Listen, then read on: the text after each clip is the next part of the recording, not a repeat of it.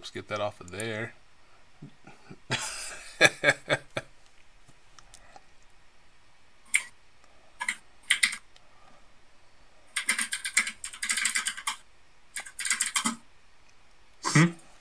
I had it had up on the little anime site for a second there. Had to switch it over. Oh. Whoopsie. Waiting for my face to show up. Alright. Y'all set? Oh, yeah, whatever. Alright. I'm just staring in, what was it, Chicago or is it New Jersey? There's 3 OTT in top 4. Oh, nice. This Chicago this weekend. Fair and balanced. It's a good deck. Strong Is it Chicago? Deck. Yeah, Chicago this weekend. Chicago. Clash is there. Spike Brothers. There's a Spike Brothers player? John something? No, that's not Clash. I hope it was Clash because that would have been really hype. Is Clash's name John? No. Wait, no, there was 2 Spikes. Oh, there's another one. I forget Clash's. There's 2 Spikes, a Royals, and Kagero, and then the rest are OTT. Nice. I think Clash's real name is David. There's no David here. Ah, shoot. That sucks, man. Damn. Well, hopefully Clash had a good run. Thank you guys for joining us today. It was going to be, today it's me and John Chayton, who, if you're not familiar with him, he's better known as the Glendios guy, who took no damage Glendios to top 8 last year at the big California tournament. I forget the name of that event. It was Grand Fest. Bushiroad Grand Fest. That's what it is. I'm over here looking to the side, trying to watch the chat, forgetting that I have the camera right here in front of me. So, John has been generally annoyed with the perception of shadows that's been making waves around the online People community. Be drunk. Like, flat out. So, I hope you guys can hear him okay. Let me know if you can't. I can always cut up the volume on my setup here. But John John has some words to say. He has some opinions. He got some knowledge to sling. So yeah, we're going to go ahead and hop into it. As the general format of this little podcast thing has to say, we're going to go over common misconceptions about shadows. We're going to talk about the impact of Promise Daughter or any other impact of cards here. What the deck can do, and then just any general tangential things that go on, because I'm always going off the cuff here. So hope you enjoy, and welcome John to the channel, and let's go ahead and hop into it. So first thing we got is common misconceptions that you were seeing about shadows as you were perusing through online stuff. What have you been seeing? So general stuff is that Grand Blue doesn't care about their stuff being retired, which is a straight up lie. Another thing is like, it's no pressure because it's only, what, if you don't put the force marker on Vanguard, 28k 2 crit, and it's just going to be perfect guarded. And like the Soul Blast grade 3 damage thing isn't consistent, which is just weird because it's free against every clan but OTT, like legitimately free. I don't get that either. And shadows are apparently bad because calling from hand is a minus. So if you matcha calling another unit and then drawing, that's just a +0, not a +1. It's a 0, sir. I don't know how that... Apparently. That doesn't make a whole lot of sense. From hand's a minus. Because if you get the draw card to replace it, it's basically... You get a plus anyway, so that doesn't make any whole lot of sense to me. It doesn't make sense to me either. So let's start with the Grand Blue piece of it. So the whole idea that Grand Blue doesn't care about their rear guards, that's not really true on the standard side of things, because for what I can recall, a lot of the calls cost some level of resource for you. It's not as free as it was. It's all Counterblast, Soul Blast, or both. Yeah, like Baskirk is Counterblast, Soul Blast. Free. Like the only free unit I think is that dagger that binds another copy, and I don't even remember. It's the countercharging thing. I don't have it up on the screen. And then, well, the free one is also. Are you talking about Cutlass? Yeah, Cutlass. Yeah, That's Cutlass is you bind a copy of itself and you call a copy of it out. There's also Evil Shade, I believe, which if you bind one of your cards in the drop zone, you can call a copy of the card you bound to a rearguard circle. Doesn't that cost Counterblast and Soul Blast? I don't think. No, I don't think so. Let me see. Since I have the wiki. Evil Shade V series. Yeah, it's Counterblast and bind a card from your drop zone and call a card with the same name. Yeah. So like that's not free either. Bastkirk is also Counterblast. Bastkirk is also Bastkirk is Counterblast, Soul also Blast. a Counterblast and a Soul Blast. Yeah, so none of this is free. See, people seem there's some weird like thing where people think it's like Night Rose, where they just call 5 for free. Like, yo, that's like it's premium land. Yeah, everything is standard. Is terrible in premium. It's not a real card. You just don't play it. So the conception that Grand Blue doesn't care, I don't think that's really true at all. Like, you can probably burst out a field one time for some level of investment, but if that field gets wiped out through Phantom Blaster, then it's going to be hard to rebuild that because your level of countercharging is limited to Cutlass, I believe, and any random healing that you do. So it's going to be tough to recreate that field over the course of a couple turns if your opponent continually use Phantom Blaster. Yeah, and Skull Dragon kills itself. Yeah, so it doesn't even stick around. So that automatically gives you 3 or 4 rear guards that you're going to be sticking around every turn. Like if they double Skull Dragon you, and then they only have 3 units, so they just take the damage from PvD. I don't get people. I officially don't. Like, it's been a bunch of people going, Grand Blue's a bad matchup, Grand Blue's a bad matchup, and it's just not. Like, you're going to deal free ping damage, and all this deck does is kill their shit, get free damage in, and then just pressure them and try and gain tempo from removing cards from their hand while you're just swinging at their face. That's true. And then the Phantom Blaster cost isn't as major because of your ability to plus through Maka plus Charon sequence. There's the main doing the main things. Because I think the main is free, right? Is it just rest it and then call a 5k from your deck, or is it Counterblast? Yeah, it's just call any 5k, but you're just gonna be calling the main off of it anyway. Okay, so that's still pretty good. Then there's Car, like Bab Car, Soul Blast, call a car from the top. The grade 3 dude. Oh, you're talking about Bad Bakar or whatever. Yeah, right? It's hard to say, isn't it? Actually, I got up on. The card's really good. I got up on screen here.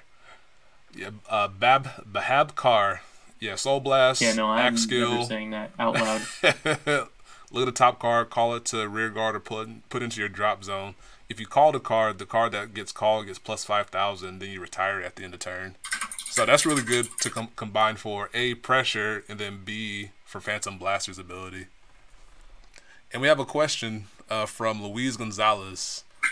Does Phantom Blaster have two retired 3 rear guards? So you're saying if you have 2 rear... I think it's like, if you have 2 and your opponent has 3, do you sack 2? Oh, no. Or something? I think it's, if you sack 3, then your opponent sacks up to 3. Yeah, you just have to pay the 3 either way. There's no, like... Yeah, there's no way around it. Answer. But sometimes it might be... Lucas, just to address your horribly incorrect statement about people writing off G being broken, no. Standard is easy and brain dead. You could fight with me that all day. This game is not hard. G actually required a grade 2 gaming, managing your resources, and all that stuff. Like, this hurts me. Standard is small brain. I like Standard. I enjoy Standard. Like, I enjoy the simplicity of Standard. My only issue with Standard is the first versus second. Itch, man. I mean, right? It just doesn't. Playing premium. You don't feel like you're flexing your brain, man, at all. It depends. I feel like I've been flexing my brain well because it depends on how you play around certain matchups. That's where the brain flexing comes in. You forget I've been playing OTT only for like the past 2 months. See, that's not my fault. That's your own doing. Yeah, that's my fault. Hey, I sold that.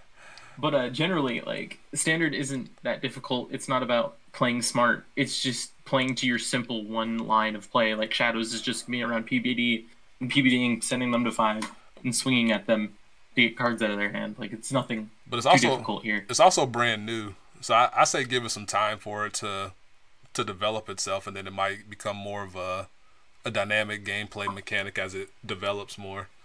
The only issue I have with it is the first versus second that's dichotomy.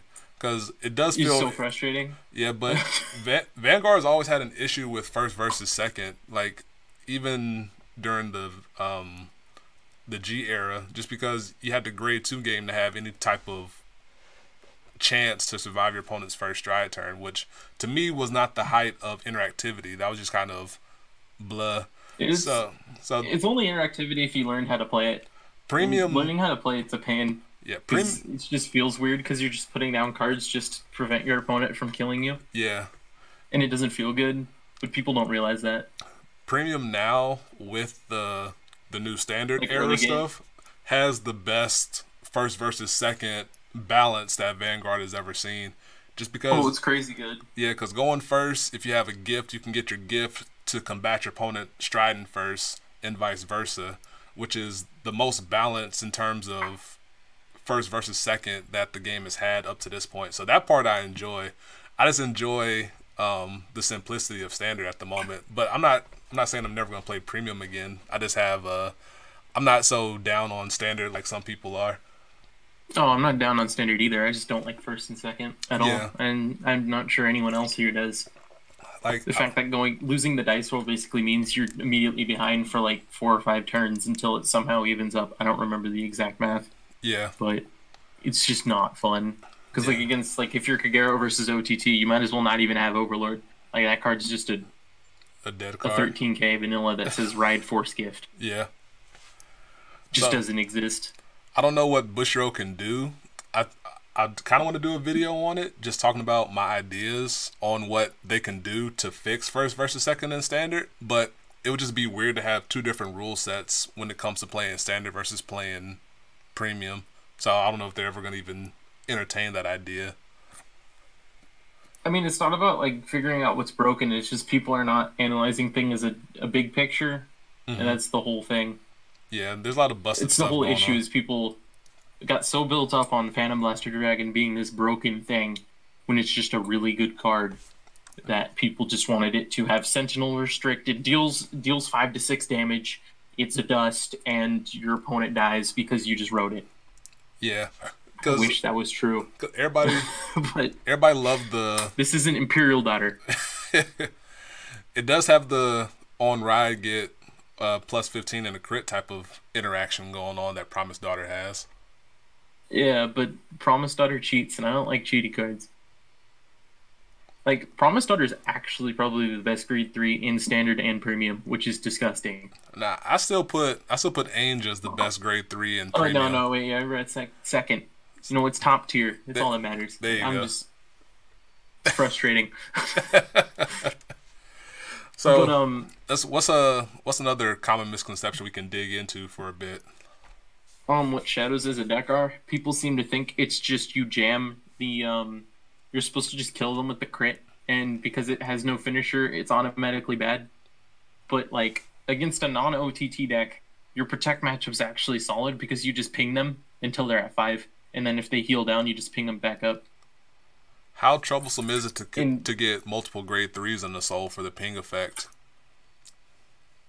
I mean, that's just fun. You just have to reread, get good, cycle through your stuff. So how good is the cycle outside of Charon Maka's things? It's just Charon Maka. You deck thin a lot with you have Javelin, and of course Nemain just is 4 grade 1s that aren't in your deck anymore. That's true.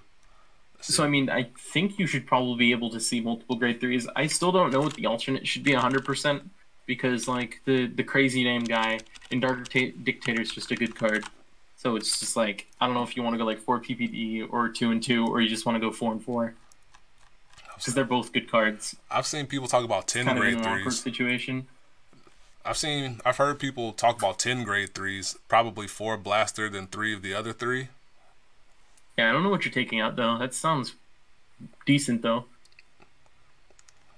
The general bill is probably what grade 1s would be 4 in the main, 12 grade 1s in total, 4 in the main, 4 blaster javelin, 4 Charon. Yeah, it's probably right. And then, I don't know. I haven't really looked at grade 1s outside of Charon, javelin, and the main, obviously. So it kind of sounds that would make sense. Kind of sounds like a Spike Brothers thing. Because dagger is just not real. The card is terrible. In Spike, it was basically 49 good cards or 48 good cards plus your starter plus a tech slot. So if shadows go that same route, you can use a tech slot and then cut out a grade 2, and that'll give you the ability to fit in 10 grade 3s. It's true, but your grade 2s are going to be for, I don't know, your last slot's actually pretty weird. It's like, I want to play Monster Dark because I think that card's pretty good. Yeah, I think he's solid just because of the nobody's gonna play into the twin drive, so being able to filter a card and then get a twin drive just for a Just critical early is chance. actually pretty sick. Yeah, because you get a critical chance, an extra critical chance, and you probably get to filter for the grade 3 that you want to ride. So Yeah, I think it's a solid option. I think that, and obviously Matcha, because that card's insane. What But the about last slot's pretty flexible. Like, Rapier's okay, but it's an on-hit.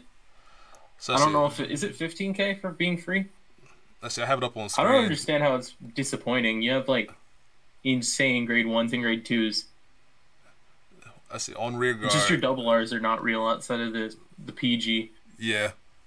See, it gets +5 if you have 3 or more blaster units on Oh, your that's field. frustrating. It's only 14. Why is Promise Starter 15K for free? But also you also get a you have on hit retire for counter blast. So Yeah, it's not bad. yeah, that card's not bad. It's just not good. I don't remember the common that they're talking about is, but I'm pretty sure it's just something that's like 15K or something for free. Because I'm sure as hell not playing that Dark Lancer, especially after PBD being act and not an auto. See, is it Cathbad that they're talking about? Maybe Is it cat bad? Huh? when it attacks, it gets +3,000 to the end of the turn for each rear guard you have more than your opponent. +9K if you have 5 and your opponent has 2 rear guards as reminder text. So I think that's the one they're talking about. Just for generic power, especially on your Oh, especially yeah, on no, your this blaster card's dark pretty turn. good. I forgot about this card existing. So if you do Because blaster, everyone was just tilted over it being another Shadow Paladin card. so if you But do generally, like, the Shadow game plan is just keeping them at 5. And then if they heal, you just ping them back up to 5. and then And pressure, you just keep forcing them to have less cards than you to swing back at you. Pretty yeah, nice. it's pretty good. And then the tempo that you get off of the retired 3 from Phantom Blaster is really good. The Retire 3 is actually the most absurd part of the card. Like, if that card named Promise Starter didn't exist, it'd probably be one of the best grade 3s in Standard. Yeah, I agree with that. However, for OTT to block you with Promise Daughter, they have to hinder themselves as well. So you could probably take advantage of that. Because the best way to do it is to put Promise Daughter in the back, and OTT has issues gaining power outside of trigger power. So you have to commit that card to the back and then put something in the front row that's It's not just doing much. extremely annoying because obviously you want to be swinging at face because you're killing their rear guards through Phantom Monster Dragon. Yeah. But then that card's there, so you have to swing at it to kill it. Huh. It's a good Like, card. theoretically, you just take the Kothbad that's like 19K by some miracle or whatever. Like, if you're 3 up on them from using it, because if they have a full board and they have one Promise Daughter on the field, they choose it and 2 others, and only the 2 others die. Yeah.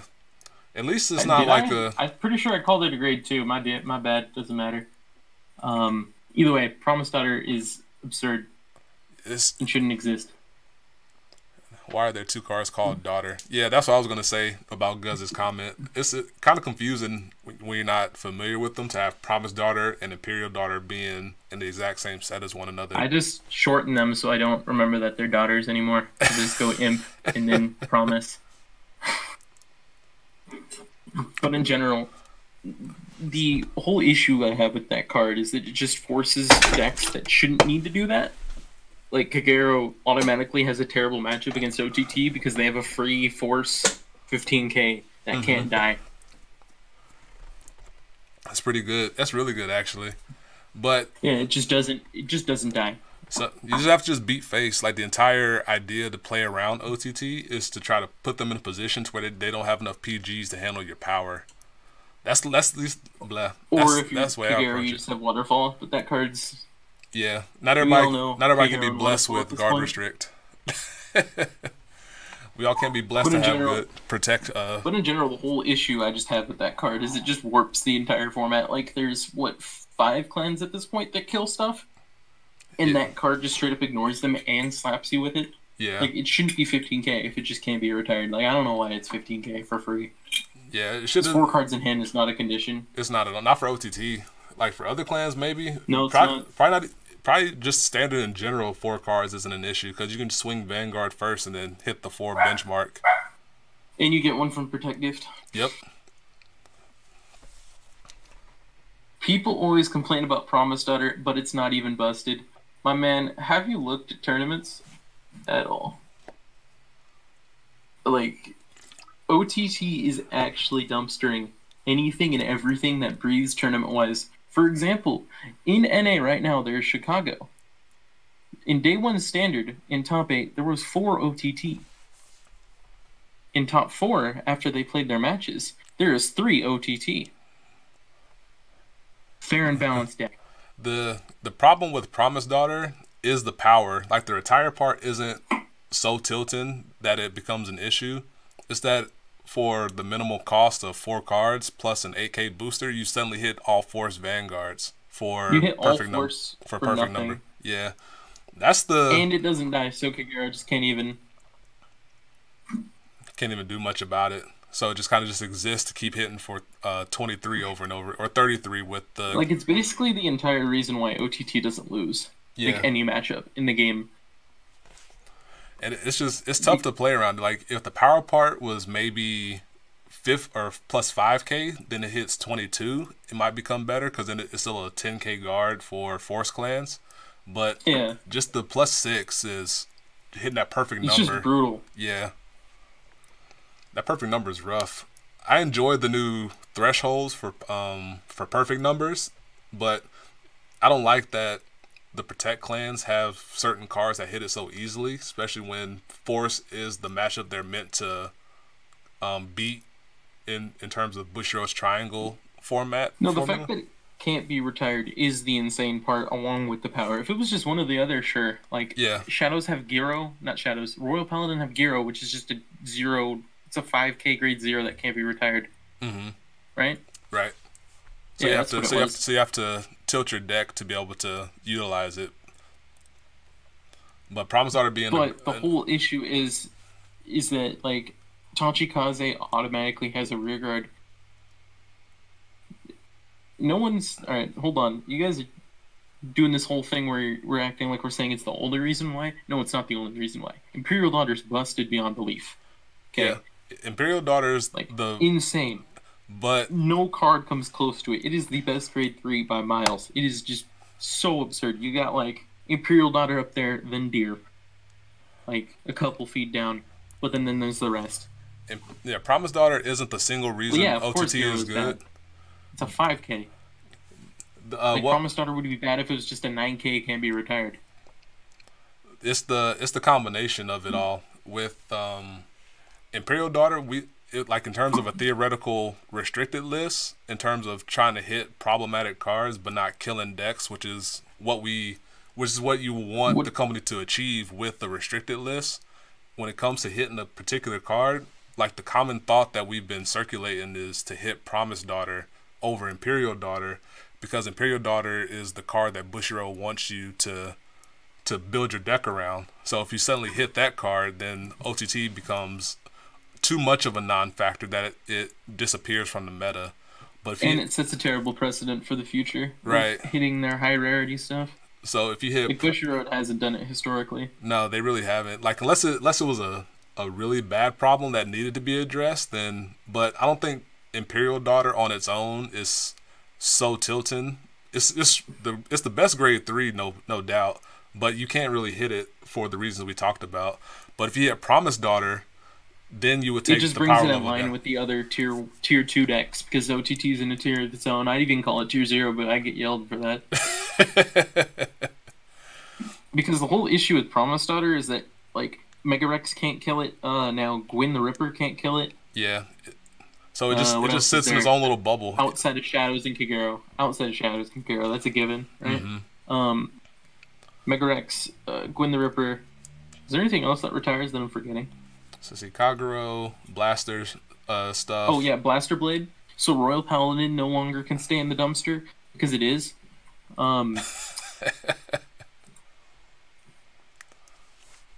Yeah, there's a lot of cards that get locked off by Promise Daughter being existing in its current form. So I would think that if Bushiroad were to hit anything in OTT, I would rather they hit not Imperial, but Promised Daughter over Imperial, just because it helps bring the power level down just enough to where it's pretty good. Oh yeah, Seyfried can't retire it either. Like with his skill. Oh, it's Death Rex. My bad. Yeah, it's same thing. Yeah, and Seyfried has to punch into Promised Daughter to retire it. He can't do it through his on-hit skill. Thank you, Jeffrey. Hey, there's too many cards with the same names. Fight me, all right? I know the art in my head, and I know the abilities. That's all that matters.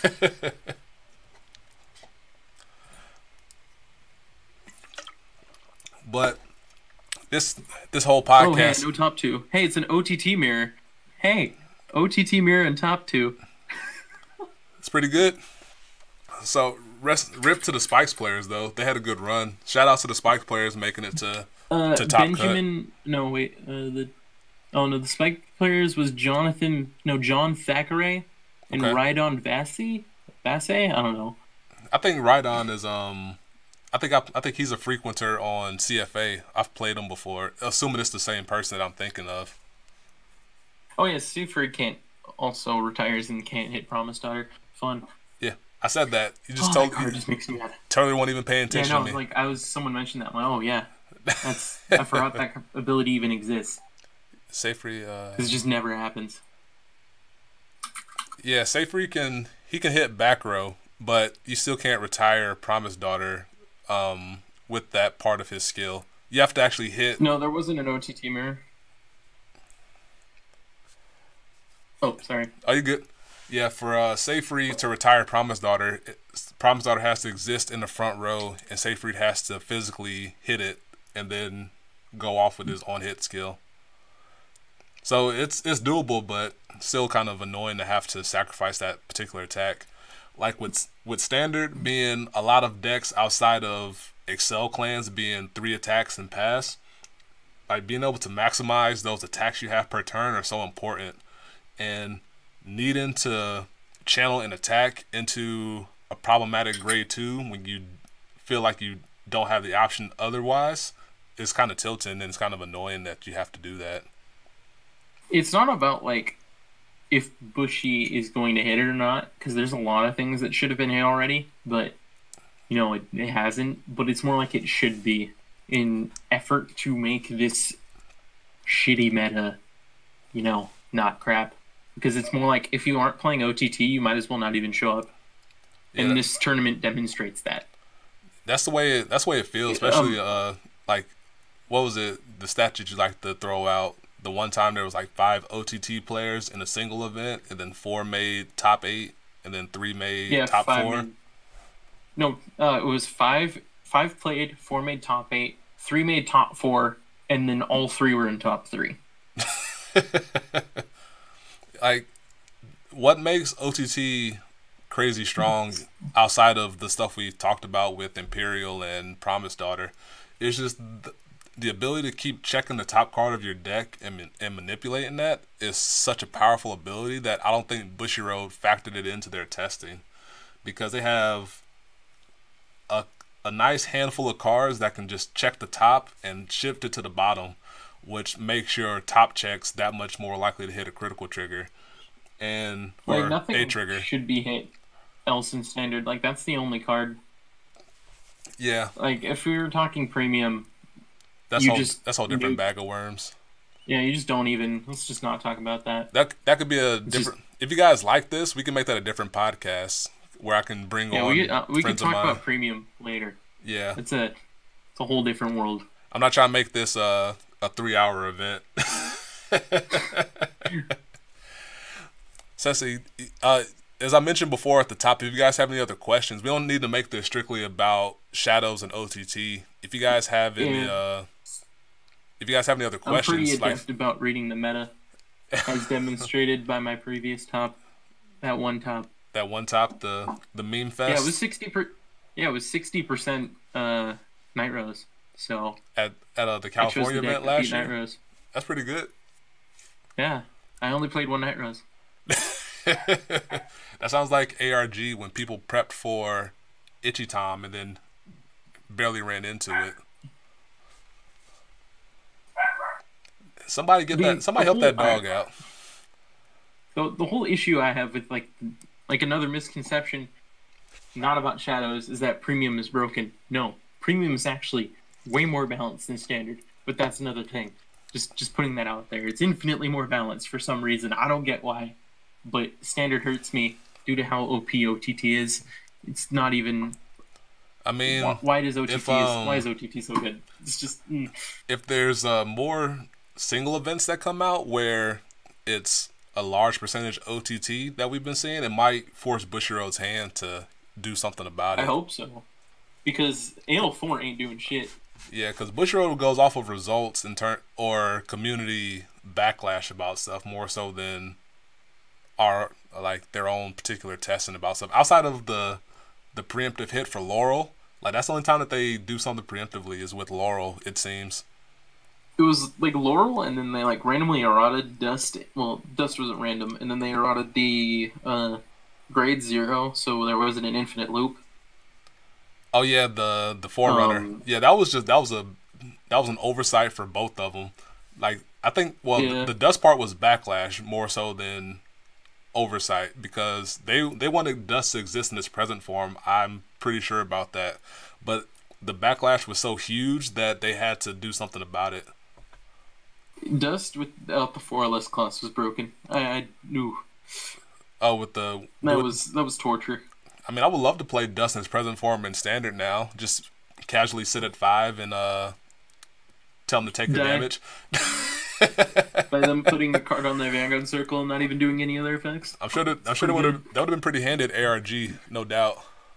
Oh yeah, just push that guy's player 5 to 6, no problem.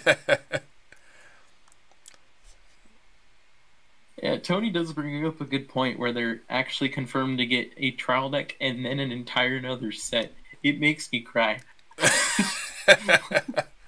That's true. That could be a whole other thing too about Bushiroad's product release. Like I can do a little snippet here. I vehemently hate that Bushiroad still ties their support to the anime. Like the reboot doesn't need to do that because Bushiroad's fan base is fairly established to where they can change up their release structure to support more things at one time, which I was hoping that they would do once everybody had their first wave of support. But the fact that the little mini booster happened, giving more cards that they can hype up on the anime, and then they gonna give OTT a new trial deck, and then they're giving like 2 waves of other sets coming up relatively soon before everything else fleshes out. Like that just bugs me. Like I wish they would do more smaller things like Fighters Collection to support and keep things together in terms of power level instead of shifting it about back and forth like they have been through the entirety of the G series. What are your thoughts on that, John? I'm just like staring at the release schedule and just wondering why like everything is so late. I do appreciate the gear support. I expected none of it. Yeah. Legitimately none for another year. I was gonna do a video talking about gears and my thoughts about them. I have hopes for gears to not break the game, which I want to flesh out in a video likely sometime soon. Hey, we only know one card. Yeah. But that card's cool. It is. And I hope that that card tells you enough about how they're going to do Standard. I hope all the grade 4s do not have a gift on them. That's all I'm hoping there's a lot of ways they could break open Gear Chronicle, and I hope that they do none of them.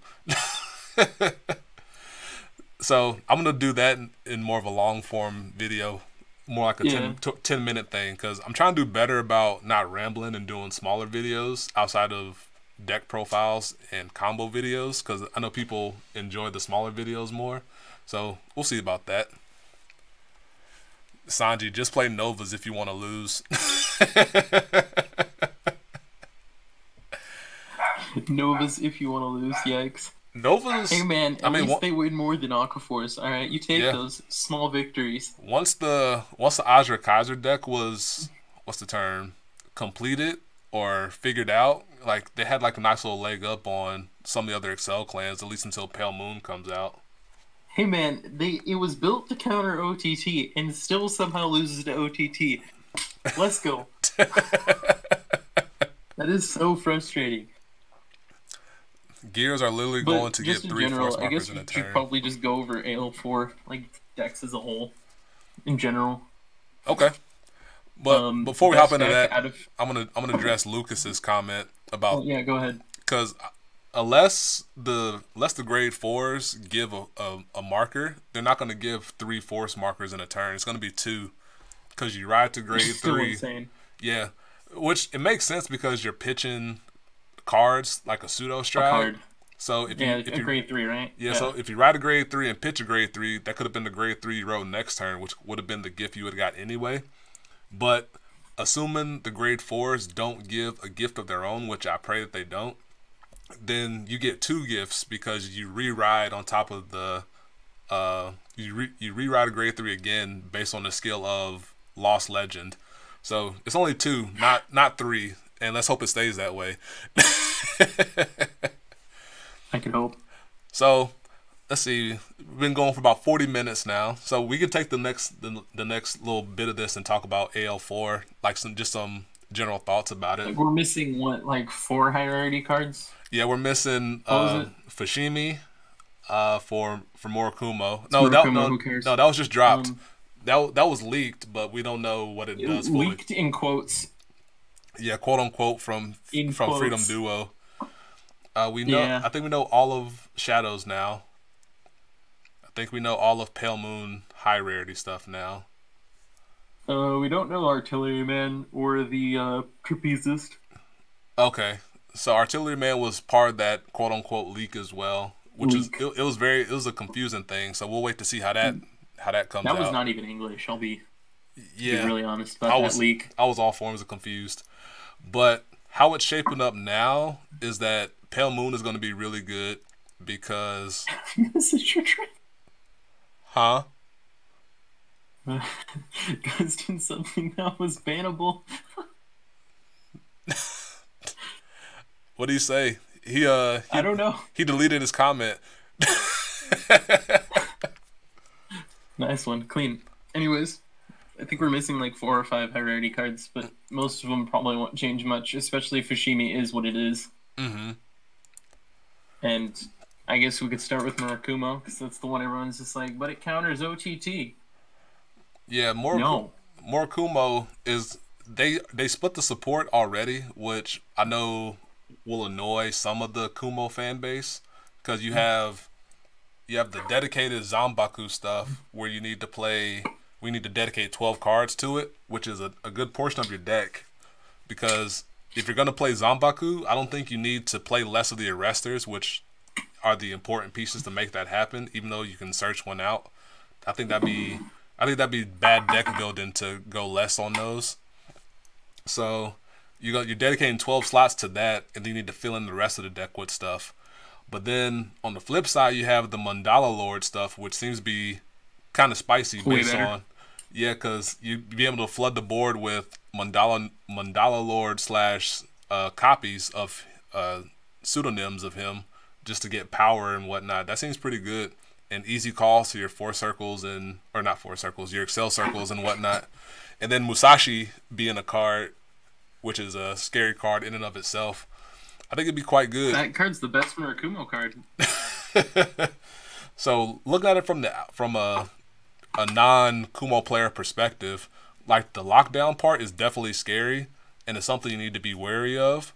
But I think the deck that might float to the top might be the Mandala Lord deck, based on, at least on the standard side of things. Yeah, that implies Murakumo will top, which is just dreaming, man. I mean, if you play Zanbaku for the ride lock and not for the whole lockdown portion of it, to lock down Kagero from doing waterfall things or lock down OTT to 1 force marker, that might be viable, and I think that might be an avenue that they can pursue as well. So you play Mandala as the backup and do that on your turn after the Zanbaku lock. That turn has yet to fail to kill people. That sounds pretty good. I don't know, Now, I've heard of it not killing people. you have? Mainly because, like, it's a combination of poor timing and the deck just has no pressure early. Because, like, all your cards are pretty much terrible. Because if you're playing for the lockdown, you need to play vanilla early game, don't you? If you're playing a lot, yeah, basically, Because you need the whole issue with Murakumo is, like, if you play lockdown, like, 12 of your cards are basically vanillas. Yeah, and then 4 Rest or 4 Zombaku, and 8 Arrest or 4 Zombaku. They're just vanilla. Mm-hmm. And then you need to play vanilla early game as well, because all your cards that can do stuff early game cost you a counterblast, like Million Rats and Mirage Panther and whatnot. So I need to play against it. I've yet to play against it on CFA or otherwise. So I kind of want to play against it to get a better opinion of it. But the lockdown does seem scary from an outsider's Yeah, it's perspective. the only scary part about Murakumo outside of Musashi. Right? Yeah, Musashi on an Excel circle is definitely scary. So for Pale Moon, Like, it's just scary in quotes, but that's it. Yeah. Excuse me. Pale Moon is looking like the better of the two Excel clans at the moment, because they don't have to worry about playing vanilla early, and they can just abuse Golden Beast Tamer being a very good card with your Excel circle, and Alice being an incredible card as a rear guard. Because I've heard Guz was playing it, at least on the premium side of things, and being able to abuse it, the Excel circle with Alice is really strong. And then I think the best card in that set is just flat out Beast Tamer. I don't even think it's close. Like, Beast Tamer is insane. in the set or for Pale Moon? I don't know how to describe how stupid that card is. That card scares me. Like, it gives you a nice little plus as well, because you suck in 1 rear guard, spit out 2. And you get 2. So you get a free Alice effect, basically. Yeah, I think it's really reliant on how easily you soul charge. Yeah. I don't know how easy it does it right now. I haven't really been paying too much attention to that aspect outside of just, I think there's that grade 2 that, like, selectively soul charges. Yeah, Nitro Juggler. Yeah, Nitro Juggler is Nitro Juggler. When you place it from hand, look at the top 2, put 1 into soul, put 1 to the bottom. And then I think their grade 1 is when it's written on, it does a similar effect. I haven't looked. Let me see if I can find it. If it's on the wiki. Starting presenter. I don't want to talk. Are you good? I got the wiki open. I know. I'm not. My keyboard's loud, so I'm self-conscious. Starting presenter. When placed from hand, soul charge 1. When you ride it, put a card from your hand to the soul charge 1. And then you may call the soul charge card to rear guard circle. So what is? Oh yeah, starting presenter. So that's pretty good. This is a card that. Oh yeah, they have starting for. Yeah, that makes sense. Gus said if you don't ride starting presenter, you're already behind. Nitro is great until top 2 cards are triggers. I don't know if the Cannibals 2 shit out of field is a good card. Like, if you're dealt the damage, that card just seems like a giant noob trap. Oh, Box Trimmer? I like Box Trimmer. I don't know, though. It just feels like it. Yeah, Magical Box Trimmer. When your opponent's attack hits this unit, cost counterblast 2, discard a card, call up to 5 cards from your soul to rear guard. And then if you have another Box Trimmer in your soul, it gets +3. This is a rear guard skill. I don't think it's a noob trap. I think it's a counter. I think it's I got a burp. I don't think it's a noob trap. I think it just helps prevent early offensive decks from hitting you too hard. Cause I don't know, but like they just swing Van and then they just hit all the rears you called. It's pretty. That's assuming you call them to the front. Because if you counterblast 2, pitch 2, if you just call all 3 to the back row, they can't do anything about it. If assuming you call 3 things. And then if you have enough soul to call 4 units, you put the one you don't care about to the front row, and then put the thing you care about in the back row. I think it's pretty good. And if you go first, you ride to grade 1, don't do anything, you take a damage. Go to grade 2, attack raw, or you call stuff to the back that can soul charge for you. and then your opponent can either hit you and you counterblast 2 and spit out a field, or they just ride up and pass turn, and then you still have the counterblast to use for Golden Beast Tamer. I like it.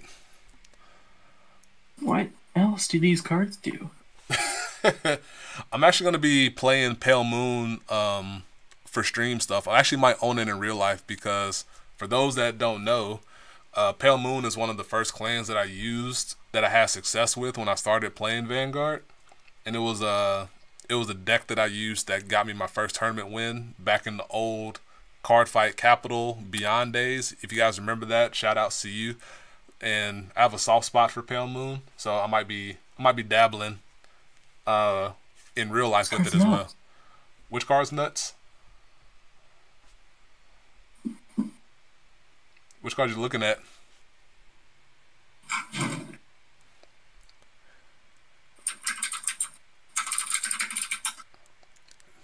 It's the Narukami counter we always needed. In my opinion, box is too highly costed.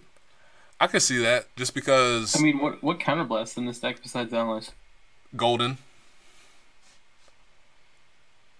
Am I missing something? Golden Beast Tamer costs a counterblast too. Counterblast as well to use the suck in the soul. I'm just wondering what else. Oh, is the proof out here living in the dark zone? Beast Tamer? Is Beast Tamer a counterblast? Yeah. Ouch. Okay, yeah, never mind. Yeah, that card sucks. All right. John's struggling to hear me. no, like you cut out all the time on Discord. I don't know if that's. Is that a Discord thing? Yeah. I'm just dealing with it at this point. Next time if we do this again, we'll do it on Skype because I don't think I cut out on Skype at all. I think it's because you have your like voice barrier thing too high. My voice barrier? I don't know what you call it here.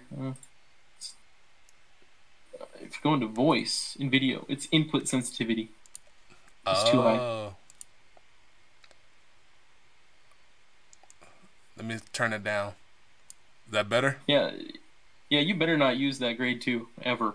Yeah, no, that's.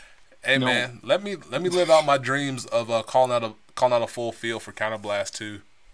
Yeah, I'll do it. Yeah. Bunny calls Counterblast as well. And then Lucas said I'm out here living in Dark Zone. Low key, kind of high key. Dark Zone is my favorite nation in Vanguard. Not because. Hey, Dust is a cool card. And not because it's Spikes, totally but like because I enjoy the dark themes in like animes and stuff like that. I'm a low key edge boy. No, I just enjoy. Hey man, didn't you like Shadows? Yeah. Mr. Revengers, I remember that. I played the heck out of Revengers. That was fun. Who didn't? Revengers was the deck everyone played basically. I remember I hated Raging Form because of old wounds of being bought by them in Atlanta, but I really enjoyed Revenger stuff. Wait, what was that? It shouldn't just exist. I don't think Box is a good card in general. Just give him something else. Yeah, I'm probably not gonna really play it. I just like the idea behind it. If the other stuff wasn't such counterblast intensive, or that their countercharge engine so far that we've seen is the grade 3 non-excel card, it'd probably be a little bit better. What in the world should Box even cost? I could see a world where it was like Counterblast 1, Soul Blast 1, call the same amount. It would just be, you just call it one less because you Soul Blasted one out. Is it worth to even get into premium? It depends. It depends on what you want to play. Yeah. I enjoy premium because Spikes, the deck is really easy to put together. Like, you can just take a standard deck, replace a couple cards, and add a G zone and call it a deck, and you still do really well with it. But if you're looking into some other decks, then it might be more of a higher barrier of entry depending on the cost of said deck. But I enjoy premium. I think it's fun. Striding is still a fun mechanic to utilize. Striding is dope. Striding was very fun. G-Guardians are sicker though. G8s are better. Hellheart 8 shoutouts. Yeah, I think the GBA set was the best design set of Vanguard ever. So Yeah, that helped put a whole lot of decks into the forefront. Like it made Spikes a viable tier 2 deck, even though it wasn't played a whole lot. I think it had tier 2 power. It gave Narukami a huge leg up because Impede Dragons is still insane, and then it's gonna get more insane now that Narukami is confirmed to be an Excel clan. Yeah, just having higher levels of guard, just to help play around some stuff, was very nice to have. It'll be Premium's great. It'll be better when AL4 drops. AL4 when it drops is gonna be scary solely because of the no life king combo. Excuse me. I called it the what did they call it? Crap.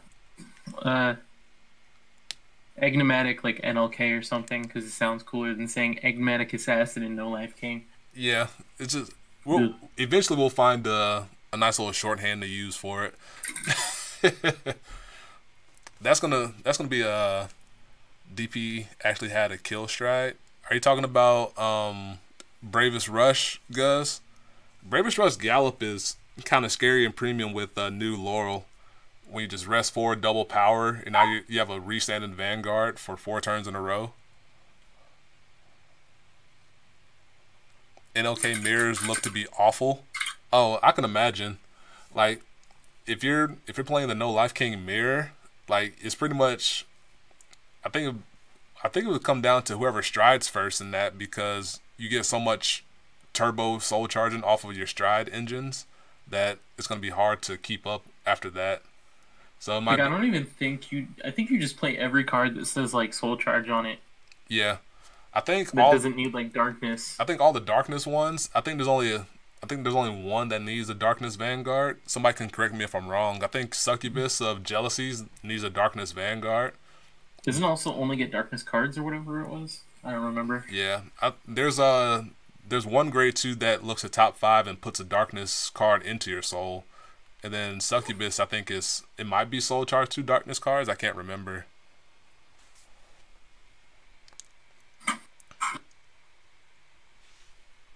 GB8 shouldn't have been a thing. I always feel GB5 would have been a lot better. I think basically the Zeroth Dragons, but later. I enjoy GB8. It's just that no, GB8s were sick. The issue with some of the GB8s was that they had GB3 level power. So they all were, they just like overvalued some things like the OTT Neo Nectar one was like kind of weird. It wasn't even good. It's just there. Like the best one is probably like Hellheart 8, then like the boat. Oh yeah, Hellheart 8 was absurd. Hellheart 8 boat. Like, the Narukami one was pretty good. The Narukami one was really good.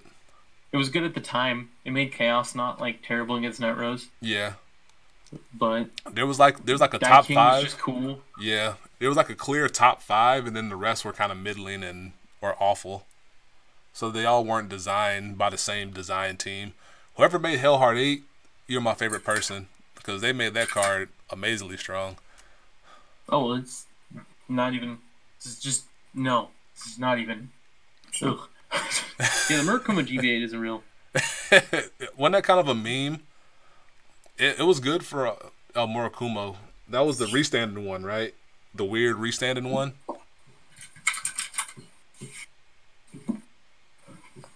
Let's see.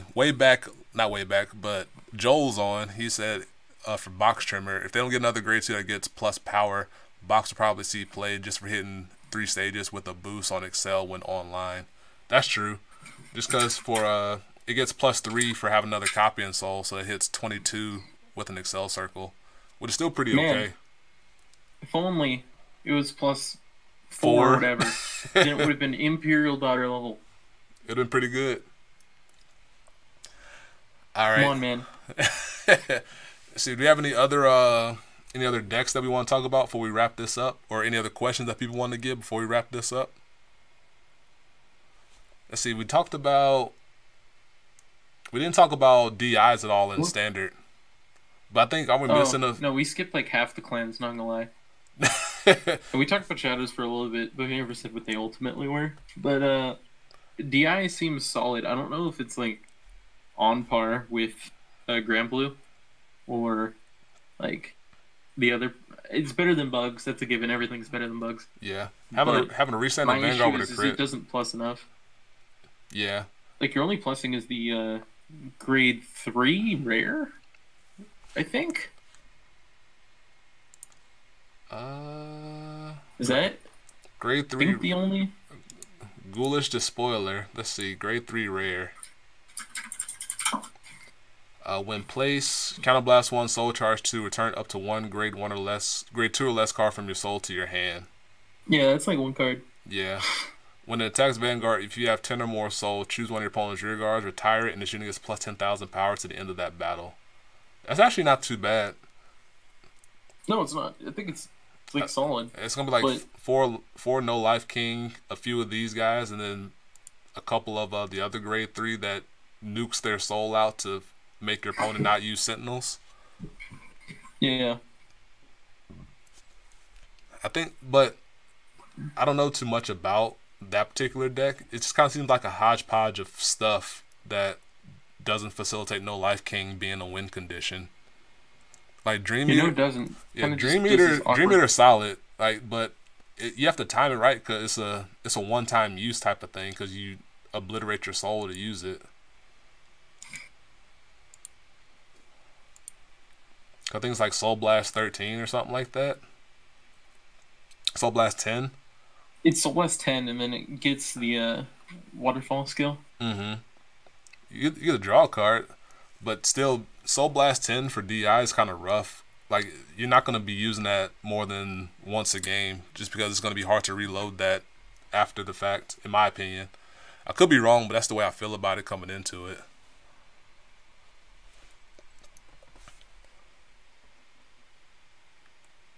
Let's see if I can catch any other questions. Sorry I've missed so many of you guys' comments and stuff. I'm trying to keep the conversation going, so I hope you guys don't mind. Hope you guys have been enjoying this because it's been cool to sit down and chit chat with John about stuff. I enjoyed the little live format of everything. So, how will we rank the clans of AL4 coming out of this?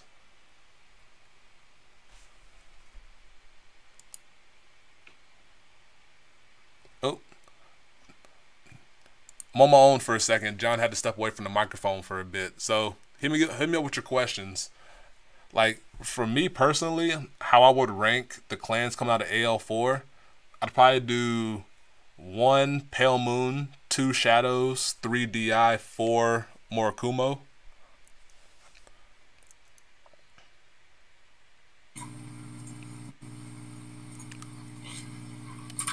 You back from the dead? Oh yeah, had to grab something. Oh, no problem. Was getting yelled at.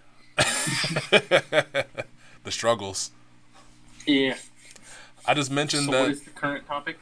So I can catch up. I just mentioned how I would rank the AL4 clans in a vacuum coming out of the AL4 set. PM, Shadows, DI, Murakumo. That's exactly what I said. Yeah. Good man. Yeah, I don't think there's like Shadows. Now, how do we think they're gonna compete meta wise? Like, is it gonna be the same order? If you don't see OGT all day, I think you have a chance. With Shadows or with either? Because its matchups across the board are pretty much fine. Like, it eats anything that says Excel on it for free. Mm-hmm. Yeah, because Excel struggles with that that even trade. Like, I noticed that with Spikes, just punching out their rear guard slows them up so much. You're creaking in the back. Something's in the background doing something. It's like a aerosol can. Damn it! 1 second.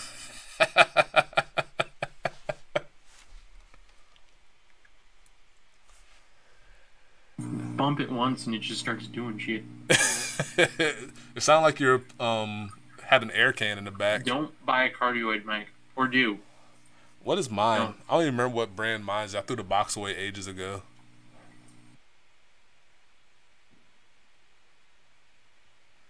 Let's see. A lot of people are saying Shadows equal to Pale Moon, Shadows, DI, Kumos, like we've mentioned. Shadows number 1. Like Douglas. Murrow's just in the dumpster fire. Yeah. Holy shit! Is it still bad? No, you're good. It has like a little staticky sound, Man, but you're good.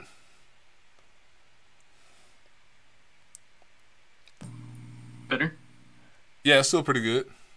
All right, cool. Richard, is someone restarting their car? Yeah, man, I'm restarting my car.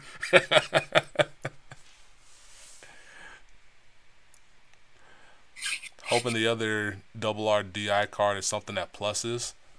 Yeah, you can hope. Yeah, there's always hope there because being a Protect clan, you're probably almost guaranteed to have an easier plussing option than the other clans just because your in-game option is later game. So the way Bushiroad designed Protect is to have a late game option to win, but it takes a couple turns to get there, so you have plussing options to be able to facilitate it. Sanji, can we take Musashi and put it into a good clan?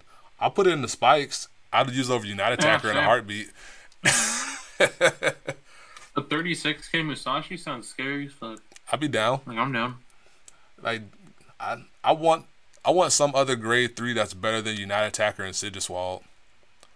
Who am I talking with? I'm talking with John Chayton. He's the Glendios guy, if you're unfamiliar. He's also a friend of mine, so he had some personal feelings he had to touch on about Shadows and we figured it'd be good to do it in a live stream format for him. So we've been going for over an hour now, so I hope you guys have been enjoying this. We're gonna be wrapping it up soon, so hit me up with your last minute questions if you guys have anything or any other topic points you want to touch on real quick. Nah, Murakumo's bad. Like, bad. Morals aren't bad; they just aren't top tier. I can agree with that statement. They have some promising. They have some promising stuff. Like I enjoy the Mandala. If they had like all good, like all real cards, and not just split into two, like if they didn't just Nova Grappler the shit out of the clan, I think they'd be good. Yeah, like their big differentiation point is the lockdown, but that's such a late game tactic. Counterblast 3 commitment that, despite you getting it, it's just sometimes terrible. Yeah, I'm trying to figure out. I need to play against it to have a better feeling about how to play around it. Yeah, that's probably a good idea. That's effort, man. Playing this card game is effort. Offhand, I would imagine it's staying low on damage and then pushing them to the point to where them locking you down doesn't matter. That'd be the way I would think about it. Let's see. I hate that they split the Murakumo support so much between Zanbaku and Dalalord, where they just afraid of supporting Zanbaku. Honestly, I'm not sure. I think they want to support both, but they feared giving Zanbaku's lockdown too much support, because if you gave such a hard lockdown consistency outside of you hitting the heal trigger the turn you do it, it just kind of makes for a lot of non-games, and that's not what people want. Guz, do you two agree that Moros will be, what do you say, the worst? Let's see, do you two agree that Moros will be the worst clan in the game? I think they're too split. Worst clan in the game? Worst clan is pushing it. Like, there's Aquaforce. Aquaforce struggles. Mega Colony struggles. Nah, man, according to a couple people, it has great matchups across the board. It's a good deck. What's this? Totally. Oh, a couple people prominent in the YouTube world have called that deck great against the EBO2 clans and OTT and Spikes. What is that deck that you're referring to? It's Megas. Oh, Mega Colony in Standard Land? I don't know how they fare against Spikes. Exactly. Like, the lockdown is kind of mitigated because Safe Free does his whole thing. So yeah, no, you get me. Yeah, that's why I make fun of him for it. Proof, how you think Spikes will do with AL4 coming? I have to play against it. I can't form an opinion at the moment as John's microphone is dying a slow death over. I'm not even doing anything.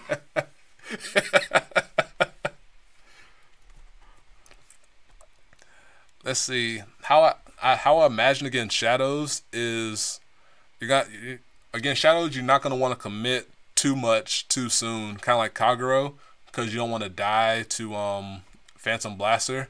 But at the same time, you can put on a lot of early game pressure to thwart them. So and then you can probably easily play a two rear guard game to be able to do like a 4 circle rear guard, Safe Free doing this thing, and then another rear guard doing its thing, and then just try to beat face over time that way. Against Pale Moon, like it is with other Excel clans, you just have to limit rear guard usage, and then just keep punching face. Against Kumos, you gotta be wary of the lockdown. You need to put them in a position to probably die if they use the lockdown on your non-turn, I would say, because if you can still use Safe Free's ability to counter blast, put a copy in, call a copy out, so you might be able to hit for good numbers after the fact that way. I've done that before against Guz playing Tachis when I was close to decking out and all I could do was attack with rear guards, but I was still able to form like 38k column plus type of stuff. And against DIs, I would just imagine you just pressure them because they have limited retire options at the moment, and I don't think they're going to receive something else to fix that. So that's my... I think Spikes just have solid matchups across the board. I think the only concerning one you have is Shadows purely due to the neg3 aspect. Yeah, but... Like if you just overextend once, you just get hard punished. Yeah, you have to approach like you would do for Kagero, where you make calculated investments, where it's like, okay, I don't mind if I lose this because I'm pushing damage either way, and then just kind of set up a late game in-turn board after they do their big push turn. That'd be the way I would approach it, non-tested. Let's see what we got here. The grade 2 that gets 10k if you have no rear guards, I think is only relevant when you're like doing the cheesy grade 2 play with Blaster Dark. Because like every other time when you're just doing the PBD stuff, you're gonna have full boards anyway. Yeah. You're talking about the get +3 dude? No, the dudes, it's like, there's a grade 2. I think it's a TD or something. Okay. That is a Shadow Paladin that says if it's the only rear guard you have, it gets 10k. Oh, okay, gotcha. I would rather play the other dude that says gets +3 for each rear guard circle your opponent has open, just because it keeps your Maka plays open as well with Blaster Dark. Yeah. Excuse me. So, I think we're approaching a good stopping point here. Got any other comments you want to say about Shadows in the grand scheme of things before we sign off? Solid matchups across the board. Don't be afraid to play it unless you're afraid of OTT like everyone should be. But sometimes you just gotta flip over yellow cards, okay? It's not that hard. Proof did it at ARG. You can too. Hey man, I barely flipped over yellow cards. There was only a couple instances where yellow cards mattered. You flipped them over when it mattered. Am I wrong? No, you're not wrong. I saw that game too, finals. Okay, you can't. Whoa, he gave me a 1 to pass. He was a 1 to pass at 5. Any trigger was getting through. They just happened to be yellow. Just saying. I saw it. So, real quick, how would you approach OTT outside of flipping yellow cards? I mean, just go first is probably the only answer I have. Blaster Dark things early game? It's the unfortunate reality. It's like either you have to pray that Promise Daughter's in their bottom 10, or you just try and like just swing at them and hope they eventually die. Like you have to somehow get them to 5. I don't know how you're gonna do that with all the card generation they have. I would imagine you would try to use Blaster Dark if they lack Promise Daughter. If they have the Promise Daughter, then hopefully you have Maka Charon things going on. If they try to beat face with good power. Yeah, that's the only thing you can do is just try and build numbers. Probably like any other force gun against OTT. Like at least you're a better like Royal Paladin. So yeah, especially because your cards aren't shit. Yeah, Dark Dictator is a solid grade 3 to be on against OTT if you can't get to Phantom Blaster.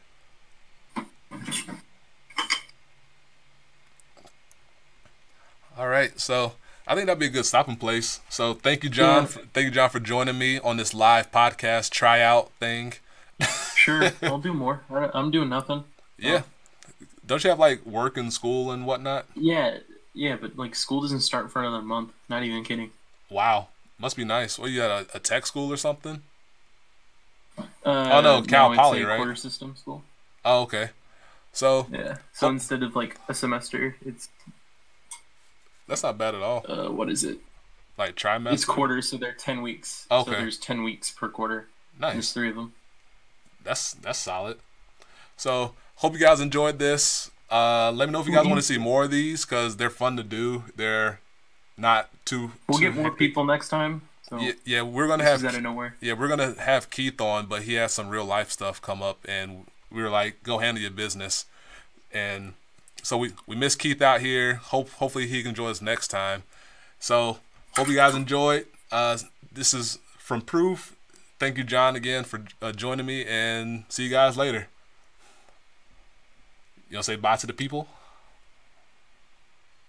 I think John died.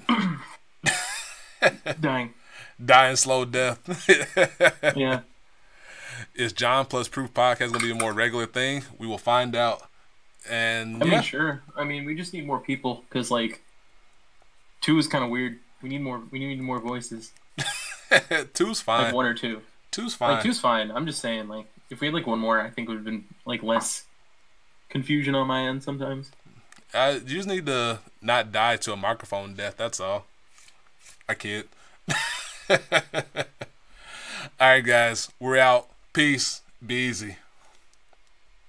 Okay, so OTT 1 because it's a mirror.